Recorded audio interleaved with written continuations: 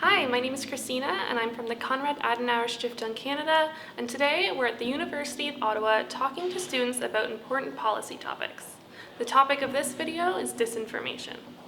Bonjour, mon nom est Mathis, je suis un étudiant français qui vient d'arriver à l'Université d'Ottawa depuis un an. J'ai commencé un doctorat avec Daniel Stockemer au sein de l'école d'études politiques. Et voilà, ce sera tout pour moi. Hello, my name is Kamila Kowajczyk. I am in my 4th year of my undergraduate degree at the University of Ottawa. I study political science and public administration. I'm Angie. I'm a first-year master's student in political science. I'm French, Canadian, and Egyptian.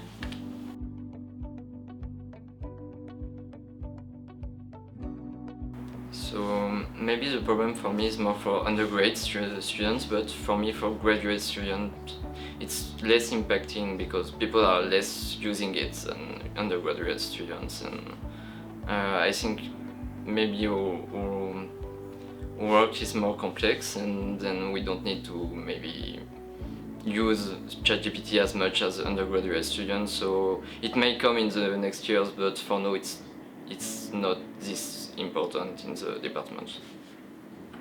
So I think that AI and ChatGPT for students that maybe shouldn't be in university or don't put a lot of effort into their education, it is helping them like increase their grades and things like that. But for students that are, you know, putting a lot of effort in, are trying their best to succeed, it is almost hindering their education because educators are aware of like ChatGPT and things like that.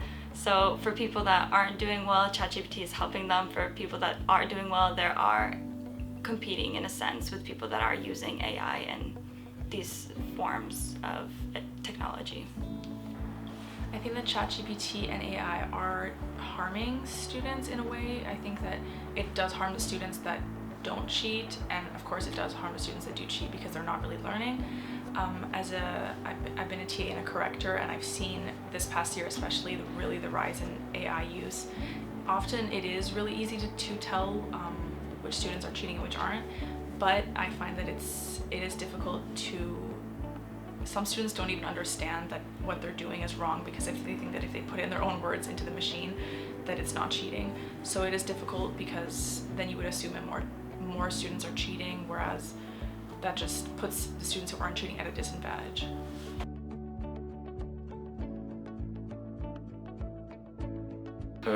Pour moi, la désinformation sur les réseaux sociaux, ça peut effectivement être un problème à partir du moment où ça renforce les opinions des personnes, mais je pense que c'est assez difficile d'agir contre cela du fait que ces plateformes sont privées et gérées par des entreprises privées dont les buts peuvent être différents du but des institutions publiques sur la question.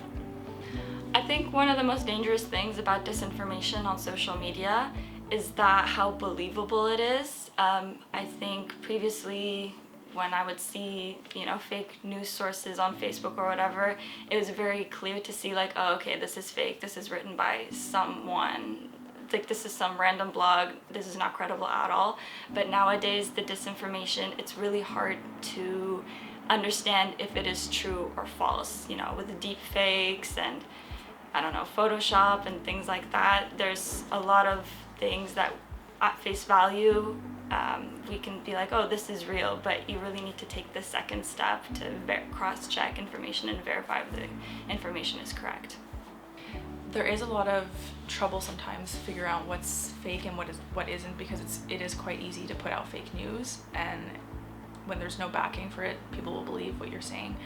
I do think that it is sometimes difficult as well because sometimes there are more credible sources on social media, whereas it's things that you wouldn't really see in the mainstream news. So I think that it's sometimes difficult to go between the two and see what you're trusting and what you aren't.